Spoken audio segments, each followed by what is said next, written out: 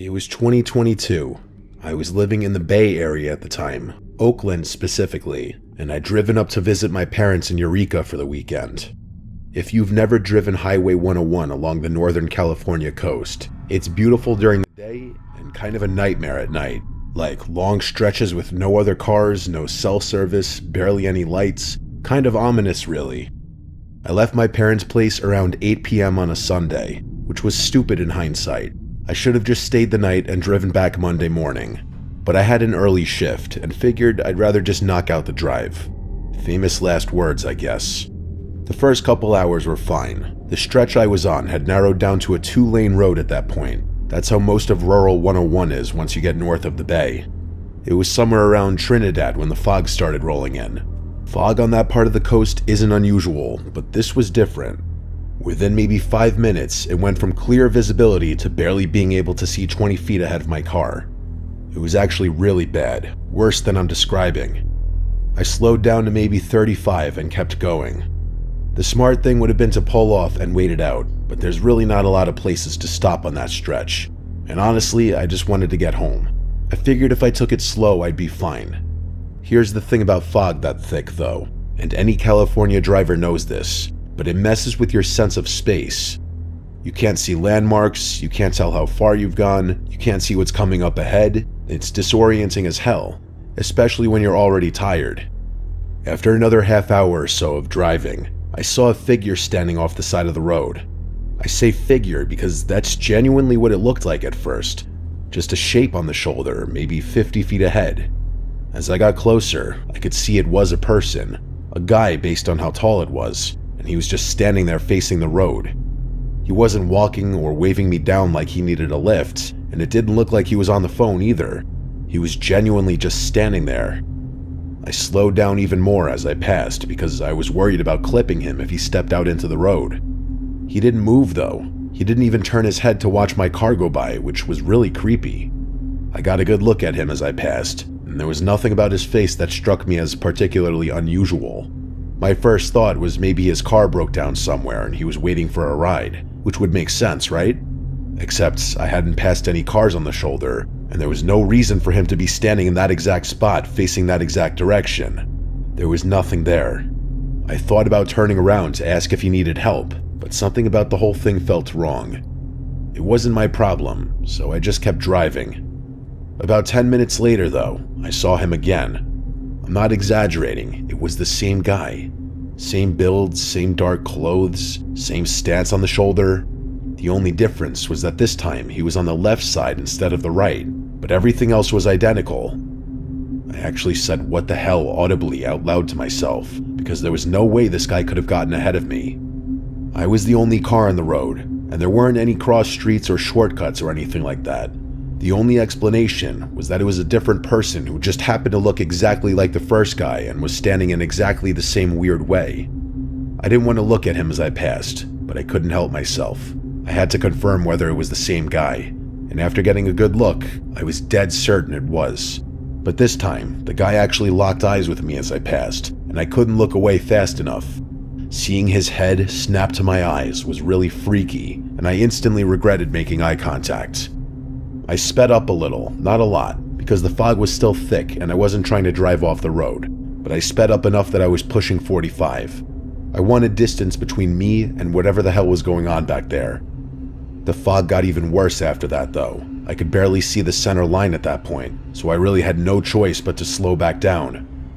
I was having trouble thinking straight, which I attributed to the mixed effect of how tired I was, how hard it was to drive, and what I had just seen. I kept trying to rationalize it, but I couldn't. My train of thought was interrupted though, because not 3 minutes later, my headlights exposed something ahead. There was another person up there, only this time he was standing in the middle of the road. I had no choice but to stop, which is exactly what I did. This time he was wearing a hood that was covering his face, so I couldn't see what exactly he looked like, but I had a feeling it was the same guy. He once again didn't move, which is when I started really getting scared. We were at a standstill, and even though I couldn't see his face, I could feel him looking at me. I didn't know what to do. I flashed my brights at him a few times, trying to get him to move out of the way or at the very least react, but he didn't. I put the car in reverse, and when I looked in my rearview mirror, I nearly died. There was someone behind me. There was a person back there, creeping towards my car. I yelled, "Holy shit," and put the car back in drive. I was boxed in, but I didn't care. There was an actual threat on my life now. I pulled hard to the right, crossing into the opposite lane to get around the guy blocking the road ahead. The guy didn't move, and I thought I was in the clear. But then something hit my car from behind. It wasn't just a light tap. It was violent. The whole back end of my car jolted to the right, and I heard this awful crunching sound, like metal on metal. I maintained control of the car and kept driving, thinking I had gotten into an accident with another car. But when I checked my mirrors, there was nothing behind me. Nothing at all, not even those people. As if the situation wasn't already freaky enough, that made it so much worse. I wasn't waiting though. I sped off as fast as I was comfortable going with how heavy the fog was. By the time I hit the 101 interchange, I could actually see again, and for the first time, I felt my brain starting to relax. But the more I calmed down, the more I thought about what had happened. And this might sound surprising, but I genuinely concluded that I hallucinated everything. Here's the thing, I had been driving for almost 4 hours at that point. I was exhausted. I had been staring into fog for God knows how long, barely able to see anything, completely alone on a dark highway. So an extremely vivid hallucination didn't seem that far-fetched to me. Why it was so oddly specific was beyond me, but there was no other explanation for me having seen those people or having felt a wreck that didn't actually happen. By the time I made it home, I was just ready to sleep the whole thing off and try to forget about it. But then I walked around to the back of my car. The rear bumper was destroyed. There was a massive dent running almost the entire width of it, which meant whatever hit me had hit me way harder than I thought. It also meant that I actually had been hit, meaning I hadn't hallucinated anything. I stared at the dent for like 5 minutes. There wasn't any paint transfer, which there definitely would have been if I had been hit by another car. But if it wasn't another car that had hit me, I had no idea what could have caused such considerable damage. I did end up calling the cops to report what I saw, but it was more so just to get the info out there. I've thought about that night a lot over the past 4 years. I've gone through every possible explanation I could think of. What I've accepted is that I hallucinated the figures, and in my panicked attempt to drive off, I hit a guardrail post or a mile marker or something like that. The thing that gets me is this though.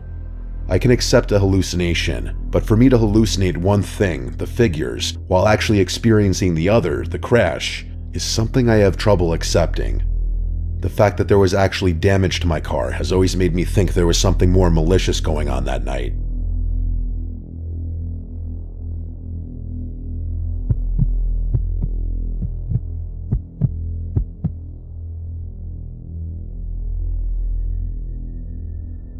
This happened this past spring break, so we're talking only a few weeks ago. I'm still in college, I'm a senior now, and I went back to my hometown for the week like I always do. The problem with going home, though, is that there's genuinely nothing to do there. I grew up in one of those suburban towns that's technically close to a city, but doesn't have any of the benefits of actually being in one, meaning no bars or nightlife or anything really within walking distance. When I'm at school, I've always got something going on, but back at home, it's a ghost town. The other issue is that none of my hometown friends had the same spring break schedule as me. I've got maybe 4 or 5 people I still keep in touch with from high school, and every single one of them was either still in class or already had their spring break earlier in March, so I was looking at a full week of doing nothing, which I really wasn't thrilled about. I should probably also mention that I've been trying to cut back on some stuff lately, nicotine and alcohol mainly. I figured a week at home with nothing to do was either going to make that worse or give me a chance to reset. I decided I was going to work out every single day instead. I was going to lift in the mornings and run in the afternoons, keep myself busy just so I could stay out of my own head. That's how I ended up going for a run on a random Tuesday afternoon. I remembered this loop I used to do back when I ran cross country in high school. It's exactly 3 miles from start to finish, starting and ending at my house. The route takes me through my neighborhood for maybe a quarter mile, then cuts into this wooded trail that winds through a small patch of forest before spitting you back out onto the street about a block from home. I've probably run that loop 1,000 times between freshman and senior year. The woods is the best part, honestly. Running on pavement destroys your knees, but the trail through the woods is soft. It's quiet in there too, which is something I always look for on my runs. so I headed out around 5. The sun wasn't going to set for another couple hours, so I wasn't worried about visibility.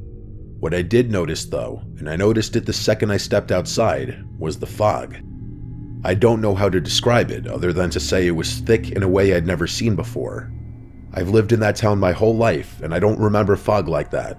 It looked fake almost, like I was in some ambient video game or one of those lo-fi YouTube videos with the anime girl studying.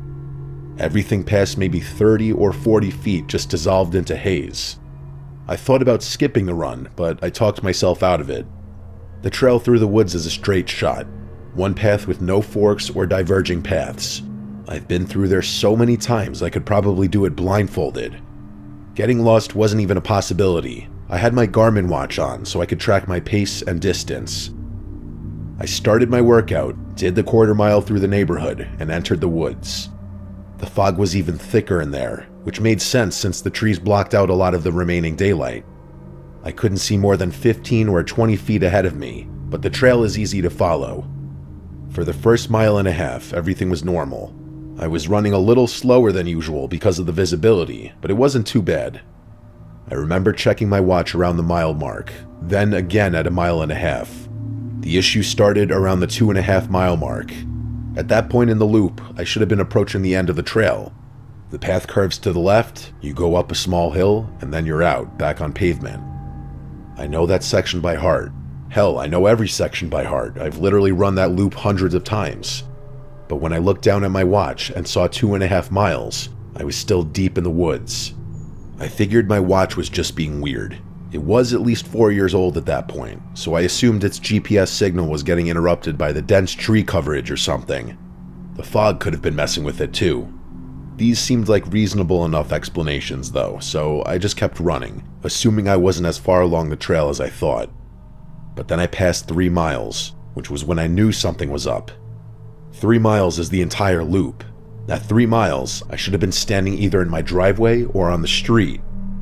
Instead, I was still surrounded by trees on both sides, still running on the same dirt path with no indication that I was anywhere close to getting out.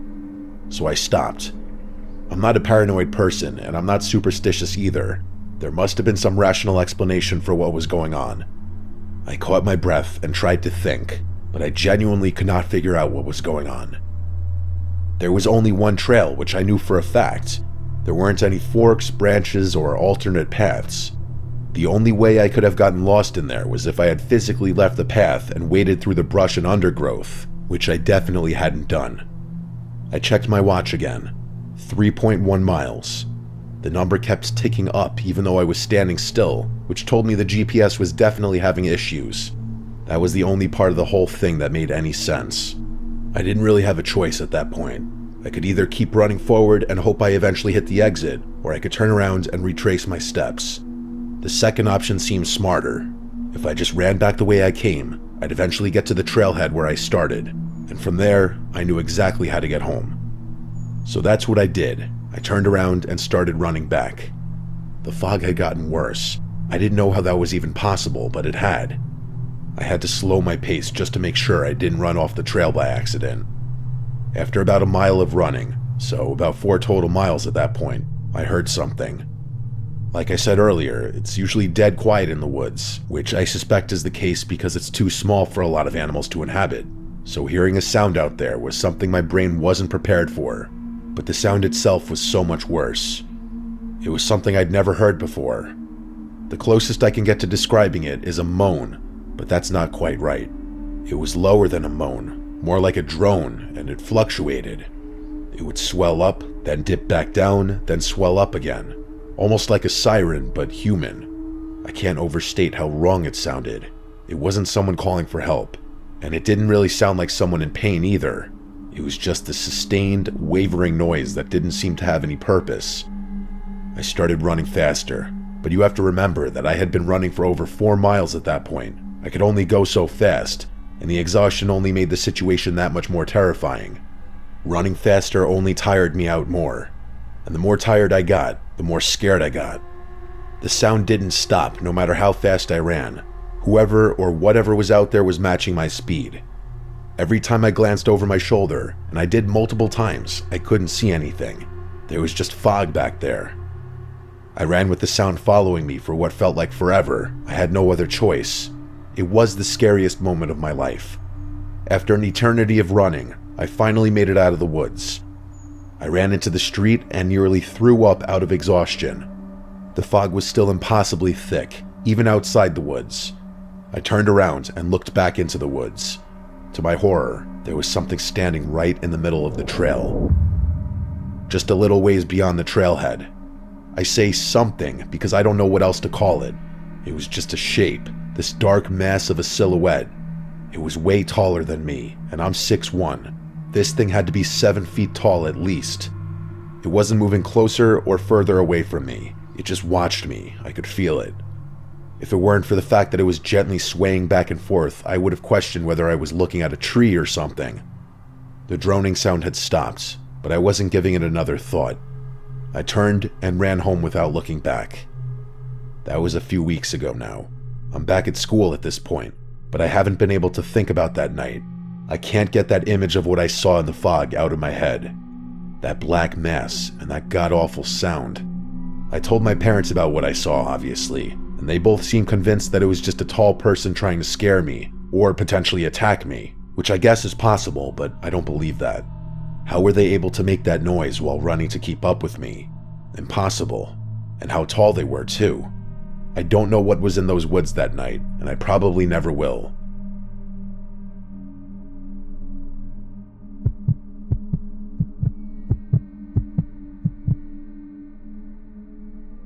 This happened about 6 years ago, late September.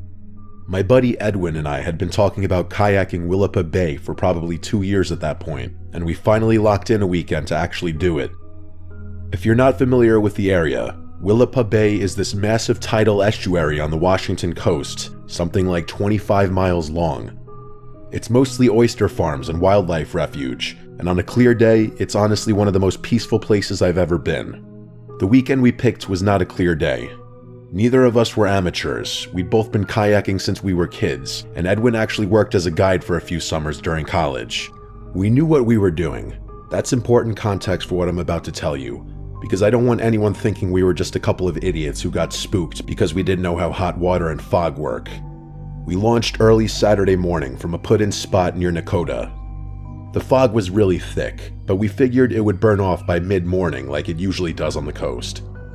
We had a GPS, a compass, and everything. The plan was to paddle out toward Long Island, maybe do some bird watching, have lunch on one of the sandbars, and head back before the afternoon tide shift.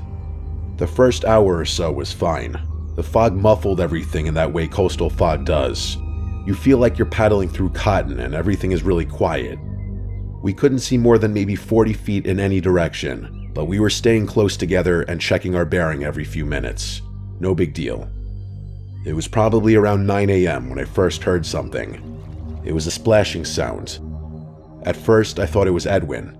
We were paddling in loose tandem formation, him about 15 feet to my left, and I figured he just adjusted his stroke or something. But when I glanced over, his paddle was resting across his kayak. He asked if I heard that too, and I nodded my head yes. We both stopped paddling and just drifted there for a second, listening.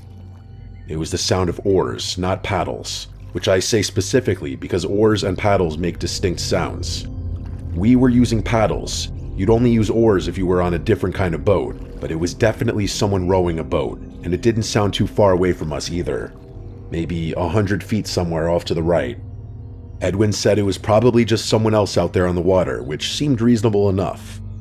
There were other kayakers who used the bay, and occasionally you'd see fishermen in small boats checking crab pots. The fog was thick enough that we couldn't see them, but sound travels strangely over water, especially in fog. Sometimes things sound closer than they are, sometimes they sound further. We waited for a minute, expecting whoever it was to either call out or appear through the haze. Standard etiquette when visibility is low is to announce yourself and let other boaters know where you are, but the rowing just continued at the same steady pace. I suggested maybe they didn't know we were there, so Edwin said hello into the nothingness. But there was no response. In fact, whoever was in the other boat didn't even seem to notice, because the rowing sounds didn't speed up, slow down, or change at all. We started paddling again, figuring we'd either come across them or they'd pass by. But here's the thing, and I know this sounds paranoid, but over the next 20 minutes, that rowing sound never got any closer or further away. Hearing that same exact rhythm over and over again started getting intoxicating, and after a while, I was actually in awe of how perfectly someone could keep their stride for so long. But as time went past, I only got more and more freaked out. It was an unsettling situation, to say the least. Edwin and I really weren't talking much anymore, but I knew he felt the same way. At one point, we shifted our course slightly east, trying to angle toward the shore, and for a split second, the fog thinned out just enough for me to see a small rowboat sitting in the water. I could see the shape of someone at the oars, so I knew there was a person in it. But then the fog closed back in, and they were out of sight again. The whole glimpse lasted maybe 3 seconds. I asked Edwin if he'd seen it, and he said yes. At that point, I wanted to leave. Something about the whole situation was making me deeply uncomfortable, and I couldn't even fully articulate why. It's not like we'd seen anything threatening. It was just some guy rowing a boat, but the way he refused to identify himself or even acknowledge our presence, and the way he seemed to be following us, was just so creepy. I started heading for the shore, hoping Edwin would follow my lead, and he did. The problem was the fog. Even with the GPS, navigating the bay in low visibility isn't straightforward. There's sandbars that shift with the tides, shallow channels you can get stuck in, all sorts of nasty stuff. We knew roughly where we were, but roughly isn't the same as exactly, and the last thing we wanted was to beach ourselves on a mudflat while that other boat was still out there somewhere. We paddled southeast, moving as quickly as we could without exhausting ourselves. The rowing sound stayed with us the whole time. I kept glancing to my right, hoping to catch another glimpse through the fog, but I never did. And then, without any warning, the fog started to lift. It didn't clear completely, but it thinned enough that we could suddenly see maybe 100 yards in any direction. I immediately looked to my right, toward where the rowing sound had been coming from. There was nothing there. It was just open water. I looked behind us. Open water there too. I looked in every direction I could. I saw Edwin doing the same thing, but as far as we could tell, the bay was empty. I looked at Edwin and realized however freaked out I was, he was even more scared. I could see it in his eyes. We kept paddling, and even though the rowing sound had stopped and we could actually see now, the situation was a lot scarier. How could that boat have just disappeared like that? The shore came into view about 5 minutes later, and I was relieved. I thought the ordeal was finally over, but no. We paddled straight for land, not even bothering to look for a suitable landing spot. We hit the shallows, and I jumped out into knee-deep water. The water was cold as hell, but I barely noticed. I was just glad to be on solid ground again. For a minute or two, neither of us said anything. We just stood there on the beach catching our breath, looking out to the bay. The fog was still lifting, which was good, but there were still no boats anywhere out there. Edwin had wandered a little ways up the beach while I was securing my kayak. He told me to follow him, so I did. I realized he was looking at something, and I hurried to catch up to him, but the moment I noticed what he was looking at, I was terrified all over again. There were footsteps, wet, barefoot footsteps leading out of the water and up onto the sand. They were fresh, which was painfully obvious because you could see where water was still pooled in the depressions. Whoever made them had not been out of the water for long. But here's the thing. They didn't just lead up to the beach and stop. The prince came out of the water, walked a few feet up toward the tree line, and then turned and followed the shoreline to our left before eventually cutting back toward the trees and disappearing into the woods. I followed the path with my eyes, trying to trace it backward. The prints were coming from somewhere further down the shore. Whoever made them had seemingly walked up along the water's edge, come up onto the beach right where we'd landed, and then headed into the forest. Edwin was a few steps ahead of me. He said he wanted to leave, but I couldn't stop looking at the footprints. They were leading somewhere, or rather, they were coming from somewhere, and I wanted to know where. I told Edwin I wanted to follow them back, not into the trees, but the other direction. I wanted to see where they originated. He looked at me like I was out of my mind, which honestly, maybe I was, but something about this whole situation had been gnawing at me since we first heard those oars, and I wasn't ready to just paddle away without at least trying to understand what the hell was going on. Edwin didn't want to come back with me, but he also didn't want to stand there alone. so after about 30 seconds of back and forth, he reluctantly agreed. We started following those footprints down the shoreline. The fog still hadn't completely lifted, but the visibility was a lot better at that point. We walked for maybe 2 or 3 minutes, keeping the footprints to our left, and then I saw it. Maybe 50 yards down the beach, pulled up onto the sand at an angle, was a small wooden rowboat. The wood was dark, almost black, and the oars were resting inside it. It was the same boat, I was 100% certain of it. The shape, the color, the size, it was the exact same boat I'd seen through the fog when we were out on the water, and now it was here, on the shore, with a trail of wet footprints leading away from it. I started walking toward it instinctively, but Edwin grabbed my arm. He told me we were leaving, and he said he wasn't asking this time. He said he didn't care what was in the boat or who had been rowing it. We were done. Something about the way he said it took me from curious to downright terrified. Whoever had been in that boat had somehow gotten to shore before us, walked all the way down the beach to the exact spot where we had just happened to land, and then still had time to disappear into the trees. We turned around and started heading back toward the kayaks. Edwin was practically sprinting at that point, and seeing him run only freaked me out even more. We got to our kayaks, shoved them back into the water, and paddled out of there as fast as we could. And that was that. I've thought about that morning a lot over the past 6 years. I've gone through every possible explanation I could think of. The best case scenario is that we were just victims of some elaborate prank, but I think that's somewhat far-fetched. Here's what I keep coming back to. We were on the water for over 2 hours. We paddled in multiple directions, changed course several times, and eventually made a beeline for shore when the fog started lifting. Whoever was in that rowboat would have had to get to land before us, in a slower vessel no less, walk all the way down the shoreline to the exact spot where we ended up landing, and then disappear into the trees, all before we even hit the beach. It sounds so absurd and impossible that I honestly don't know what to think. So that's why after I send this,